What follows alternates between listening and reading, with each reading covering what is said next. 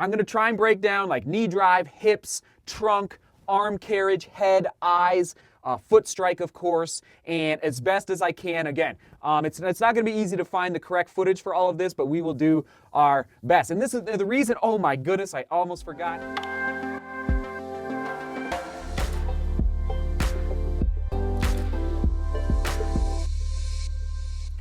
Let's go.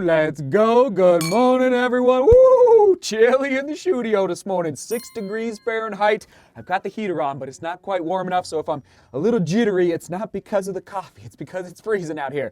But we're gonna get this done, running form analysis for speed, and I've been wanting to make this vlog for a long time, for a couple different reasons, but maybe a little destiny here. I almost did this vlog 2 weeks ago, but just before the Naples half marathon. But again, Tyler and Michael showing up in Naples to film the race for all of you. So glad that I did not make this vlog 2 weeks ago, because I would not have all this video footage to do this comparison, yes, between myself and one of the greatest long distance runners of all time, Haile Gebrselassie. And here's how you spell it on your screen. Not saying I'm doing the pronunciation exactly right, do forgive me, but this is how you spell his name, from Ethiopia. He is now retired. He's not running competitively anymore. Okay, so let's dive into it. Why am I doing this comparison between myself and putting myself against the best long distance, one of the best long distance runners of all time? So here's where the comparison begins, and yes, we're going to get to my PRs and his PRs here in a second. This is just fascinating, everyone. So I grew up in Buena Vista, Colorado, at officially 7,965 feet above sea level. Now, we often just say 8,000 feet if you're a local, because if you, depending on where you are at in town, you're often above 8,000. But anyway, we'll just say 7,965 feet above sea level. And yes, Haile Gebrselassie grew up in the Asella in the Oromia region, which is 7,972 feet above sea level. So almost to the foot, exactly the same where we both grew up. Okay, that's comparison number one. Comparison number two is that I am 5 feet, 5 inches, 5.5 inches. I'm not quite 5'6", 5 feet, 5 inches. How tall is Haile Gebrselassie? 5 feet, 5 inches, okay? And it keeps going. How much does Haile weigh? At least, okay, I found a couple different sources. Basically, we're exactly the same. His official, what I found was like 118, okay? And I'm basically 115 to 118, okay? That's where I live, all right? So again, our height, our weight, and then where we grew up as far as elevation, literally exactly the same. It's kind of crazy when you start thinking about it.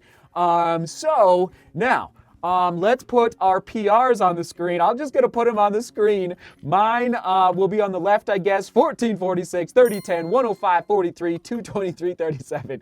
And here are his: 12:39, 26:22, 58, 55, and 2:03. 59, set in Berlin, and that was when nobody had ever broken 2:04, so he was the only 2:03 guy at that time. Now, I'm just gonna say, like, just a little aside, I think he would have run faster in carbon fiber plate shoes. I often feel sad for many of the runners who maybe trained in, were at their height from let's say 95 to 2010, before the carbon fiber plate shoes really took off, because their times really are kind of being demolished now. So anyway, there's our PRs, kind of crazy. Now I'm gonna do, did I mention this? I'm gonna do my best to find footage of Haile and then footage of myself and do like side-by-side comparison, maybe even a little bit in slow motion. It's gonna be difficult, but in the editing, I'll try and find that. Now let's just do a quick refresher on running gait cycle. Every single runner goes through these 4 phases of their gait cycle, which, oh man, I think it was last July, I did make a vlog all about focusing on the last phase, the leg swing phase for me personally, just bringing that leg through the leg swing phase, the last phase, phase 4, upper right-hand corner if you want to go check that out. So we've got the early load phase when the lead foot is landing on the ground. That's phase number 1. Phase number 2 is the mid-stance phase when the body passes over the top of your support leg. So the leg that's on the ground, your trunk is passing over over that leg that is supporting the rest of your body. Okay, that's the mid-stance phase. The terminal stance is the final moment when you're about basically toeing off, okay, and you're driving your other knee, your knee that's not on the ground, up into the air, okay? So that's the terminal stance phase 3. And then last but not least, the swing phase, which makes up about 60% of your gait cycle, when your trail leg is swinging through for the next stride where you're about to land and enter back into the early load phase. Okay, so there's the 4 phases on your screen. So of course the question becomes, connecting to the title of the vlog, speed. How are our PRs so different, right? I mean, so different. But we are built fairly similar, right? And we had kind of as far as the nature versus nurture, as far as the elevations that we grew up at as kids and teenagers, overall fairly similar, okay? So here we go. I'm gonna try and break down like knee drive, hips, trunk, arm carriage, head, eyes, foot strike, of course, and as best as I can. Again, it's not going to be easy to find the correct footage for all of this, but we will do our best. And this is the reason, oh my goodness, I almost forgot, endurance. Who remembers VHS tapes? Yes, so my parents gave me this movie back when I was a kid, probably when I was like, 10 years old, maybe 12, and it's a movie all about Haile Gebrselassie and his story of making it to the Olympics. And if you just want a feel-good story, an inspiring running, most of you have seen this movie, but yes, I have the old VHS tape. It's amazing. So anyway, I just kind of grew up watching his career and even his post-running career as well, which I'll talk about in a second. All right, so first of all, for Haile, I think what jumps out at me the most, a couple things, his oscillation. So if you've never heard about that in your gait cycle, your oscillation is how much you're bouncing through your gait cycle, and you can really watch the head. And sometimes it's very obvious when runners are oscillating too much. Their vertical oscillation. They're losing energy because they're not propelling themselves forward, they're propelling themselves too much up. We're not high jumpers, right? We're runners, so we want to go forward.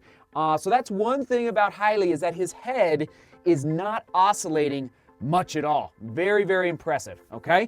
Point number 1. Point number 2, his arm carriage. So many have heard the story about how, and I just told it to you, running to and from school, and from what I understand, he would carry books. And he said in interviews that really did impact his, I believe it was his left arm carriage, so that his left arm through his, and I'll try and find footage of it, just swings different, weird. And why he chose, whether it was left or right, why he chose to carry his books more often than not in that arm to and from school is an interesting question. Maybe it was probably because it was his dominant arm, or maybe his non-dominant arm. Anyway, he does have some challenges that he even admits to with his arm carriage, okay? Which I do too, actually. I've been working really hard the last, I would say 18 months on really working on my arm carriage, okay? So here's some footage from Naples. Not, it's my right arm actually. And I've said this recently, it swings too low. It just it gets lazy. I don't know if it is my dominant arm. So I prefer, and I believe it's better to, and again, you can disagree down in the comments, but to keep those arms more relaxed right up by the body rather than down low, like over swinging. It's just like right here, right here, right here. Just nice and kind of compact actually, not this, now obviously like when you're sprinting at the end of a race, or if you're an 800-meter runner, yeah, I think you are going to use your arms a little bit more. But for longer distance running, I do believe it's right here, right here. Now moving on to his knee drive and his heel kick. Unbelievable, okay? And I struggle. I do struggle with knee drive, and I do think heel kick as well. And I mentioned this after the Naples Half Marathon. I need to work on my hip flexors, all right? The strengthening the hip flexors and frankly just making them more mobile, all right? And the older you get, you just got to keep focusing on being mobile and not letting your joints, and especially your major joints, kind of stiffen up, all right? And I constantly, through foam rolling, stretching, form drills, plyometrics, it's all like it's my hips, your hips don't lie, all right? Yeah. You gotta keep focusing on your hips. All right, so knee drive is unbelievable. His knee drive, his heel kick. So basically, how high does he lift his heel in his back? It would be the basically the mid-stance to terminal stance phase before you enter into that swing phase. His heel kick, so how high his heel comes up, almost kicking his rear end, it's impressive.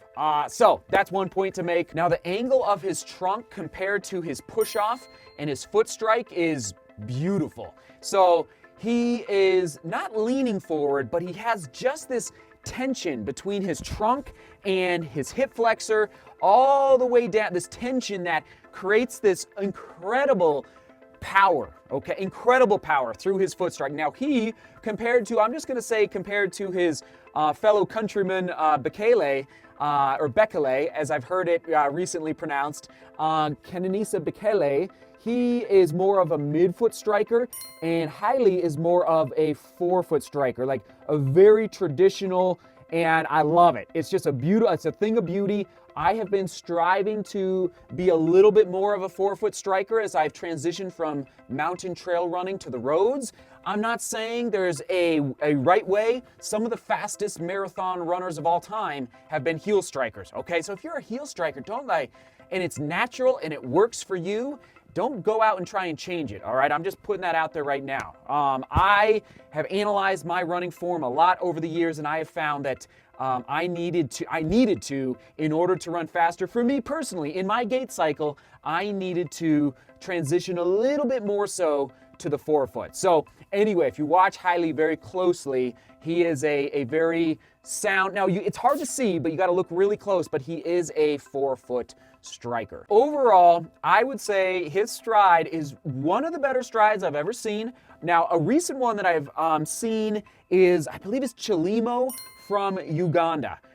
I'll try and find footage. His stride is, I saw him, last year in a half marathon, and it was a thing of beauty. Hopefully, again, I can find some video footage for you to see. But why is Haile Gebrselassie, so much faster than me? All right, so here you go. Two points. Of course, his engine, his natural ability is through the roof. All right, his natural, his VO2 max, which I tried to find some research on. I couldn't find any hard evidence or hard numbers on his VO2 max.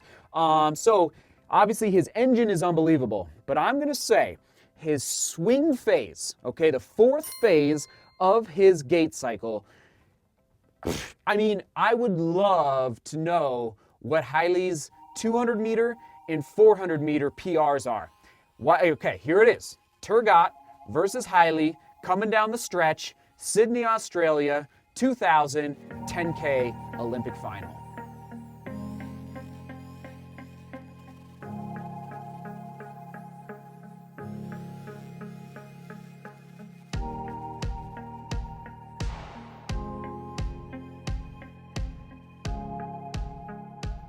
That was at the end of a 10K race. I mean, the speed and the turnover, that swing phase, how fast Haile, so that's why I'm gonna say that's like his ability to bring that leg, that snap, through that snap, getting that leg through it blows me every time I watch that.